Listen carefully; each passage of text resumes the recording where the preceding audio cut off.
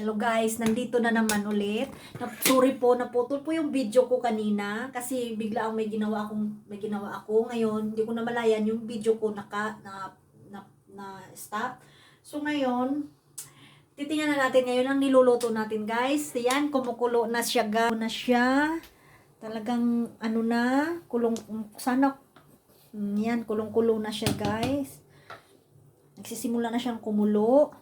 And hintayin natin na hanggang maluto na siya guys, hanggang lumambot yung chicken, pati yung balon-balunan, and tsaka yung mga carrots, saka lahat ng mga na kumulo para natin, tingnan ko pa.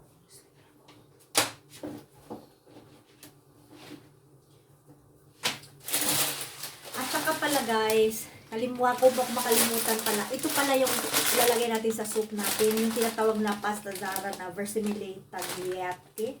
Ito yung gagamitin natin guys. Susubukan na. Ito yung gagamitin ko sa paglagay. Yung soup niya, silbing noodles niya guys. So ayan guys.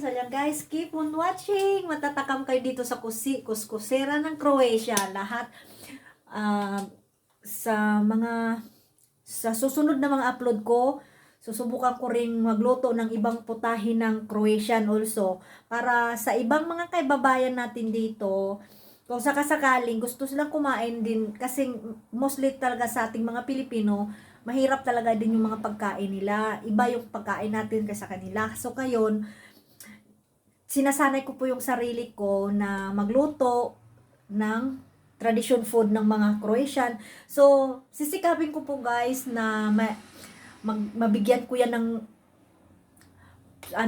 video, makapag-upload ako ng ganyang mga video na habang nagluluto ako ng Croatian food. So, keep on watching guys, and keep subscribes and likes and follows my video and share also.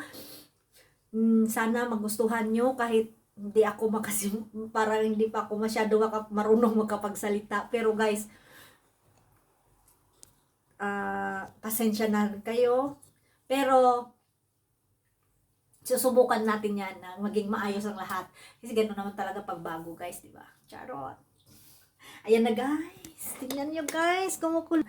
Kumukulo na siya. So, habang kumukulo yan guys, ang gagawin mo, unti-unti nating tatanggalin yan, yung mga bula-bula niya. Kasi, para hindi siya umitim yung sabaw niya.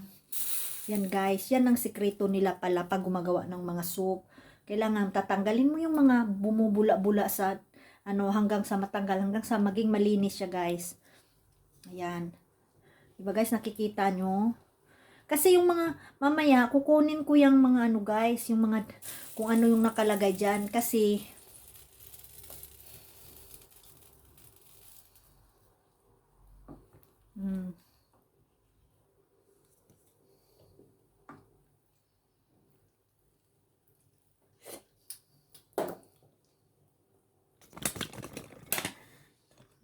Ayan na guys ha. Hintayin natin guys. So,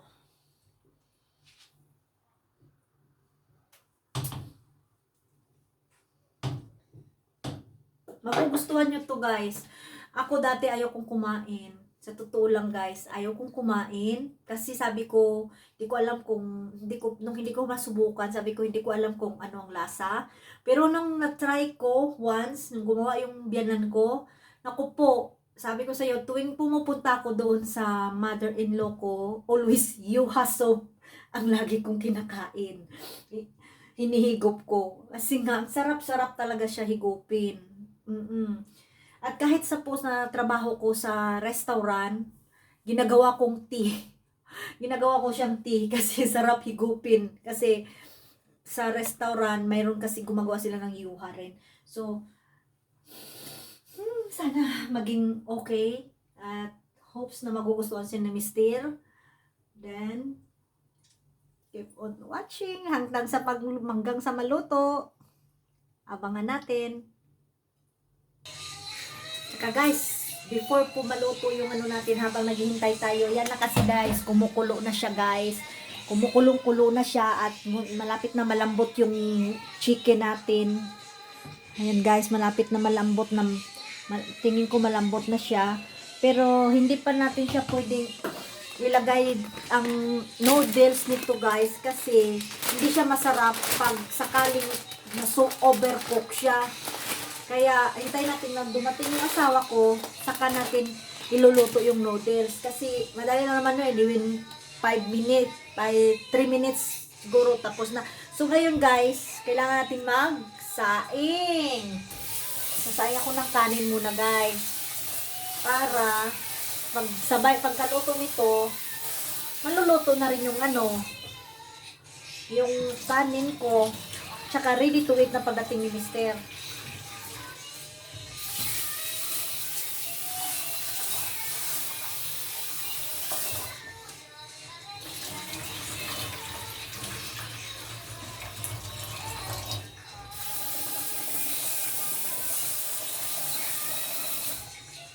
Keep on watching. Tsaka guys, bago pala tayo matatapos, kasasain ko lang, nagsagay na ako ng kanin. Mag-ano ako ngayon nito ng karne, at karne ng baboy. Gagawin ko siyang, i-grill ko siya. Kasi, ito yung paborito ng asawa ko. Parang barbecue sa atin. Ganun lang yun. Kaya pinipili ko yung mga ito ay ibili ko kanina sa Consume Store. So, kaya, I think enough na siguro to. Malaki na eh. Imamarinate ko lang para pagdating niya, siya nang kasi siya naman mahilig nito. Ay, mamarinate natin guys. Hugasan natin na maayos yung karne. Hugasan natin.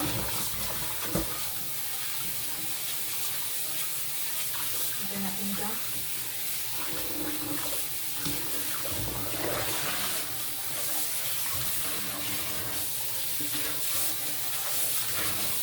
Ayan guys.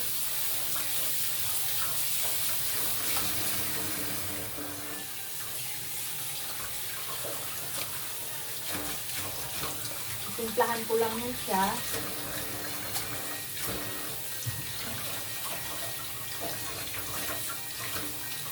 Para naninip yung mga ang lasa guys.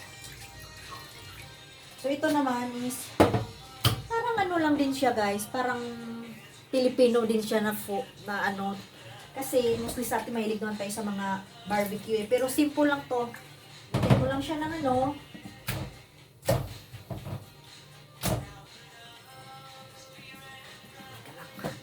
So una, maglalagay tayo ng asin.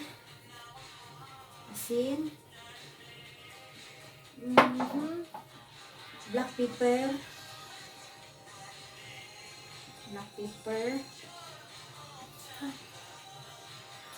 Dito pala guys, hindi natin ang lagyan ng black pepper konti. So, lagyan natin ng konti sa soup natin. Pero, ayan guys, maano ko na yung ng soup guys. Then, black pepper. A little bit of sauce. Siyempre, hindi mawawala yung Silver Swan soy sauce guys.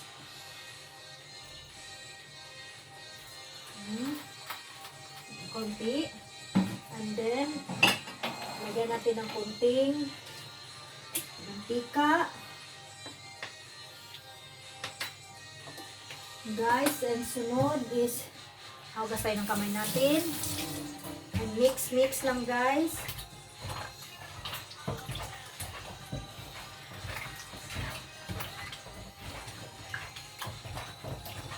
And guys, bango, sobra. Tapos,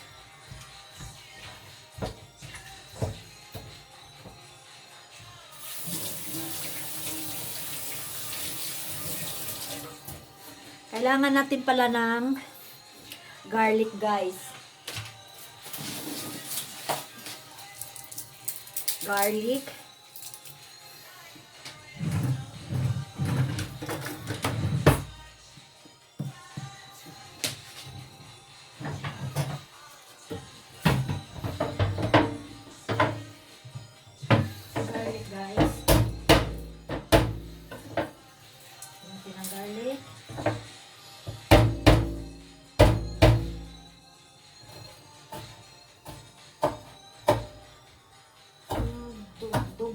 natin guys kasi ito siya nagpapabango sa barbecue.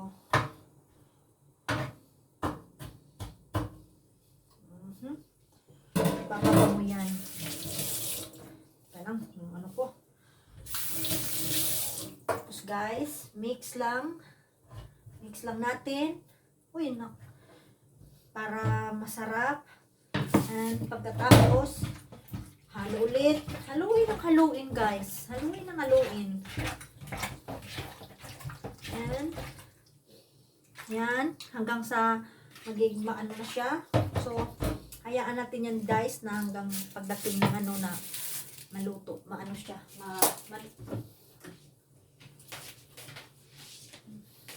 So, mamaya guys, babalikan tayo para pagdating ng asawa ko, keep on watch.